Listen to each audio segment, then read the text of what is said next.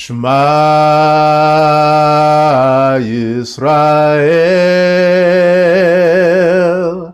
Yahweh Eloheinu,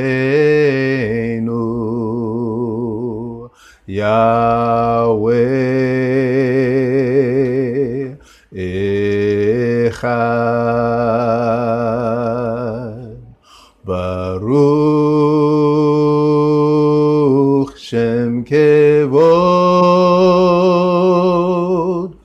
Shem Kevod, Malkuto, Leolam, Va'ed.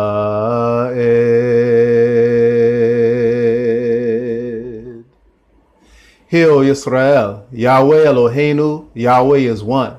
Bless his glorious name. His kingdom is forever and ever.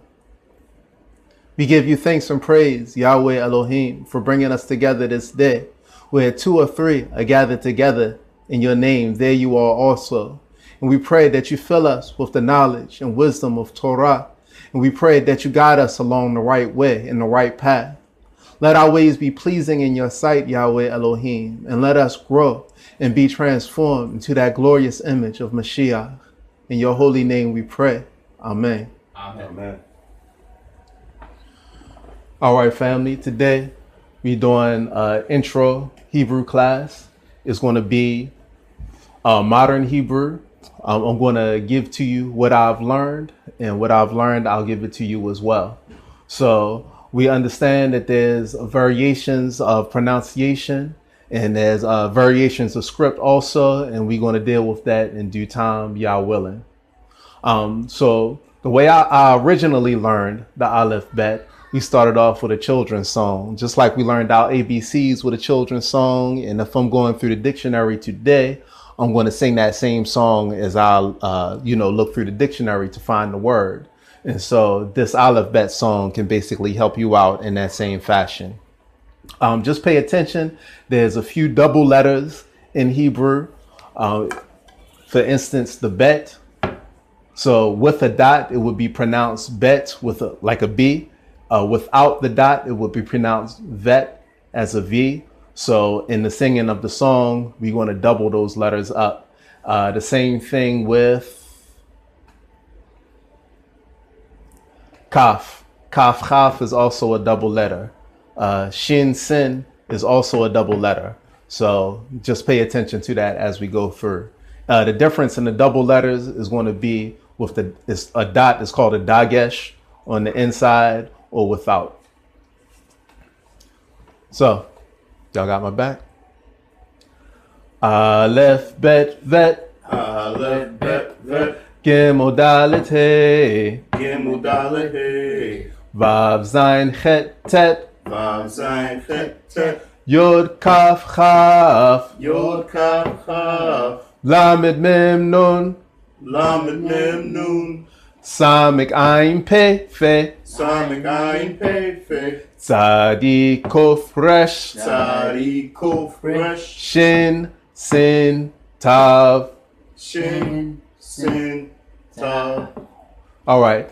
So if you didn't catch that, bet is an aleph.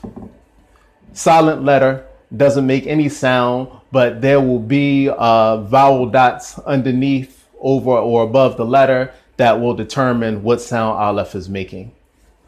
Bet, vet. With a dot, it's going to make a B sound. Without a dot, V sound. Gimel, G, obviously. Dalet, D, Hey, H. Vav. Okay, difficult letter.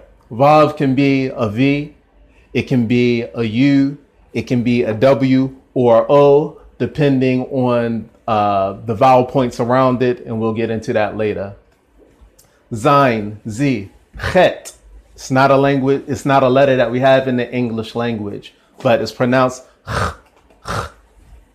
Tet, T, Yod.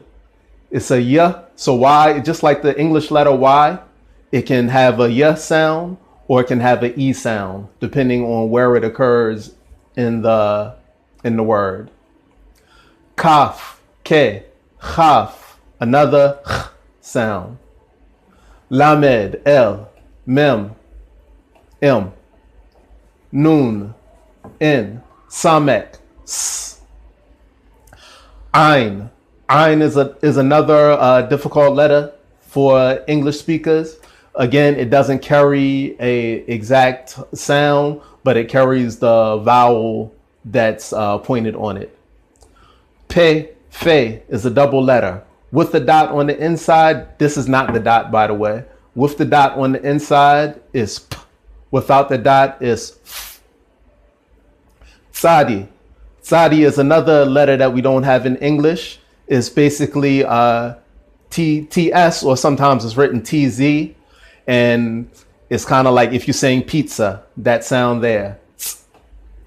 Kof, ke, resh, another difficult letter for English speakers.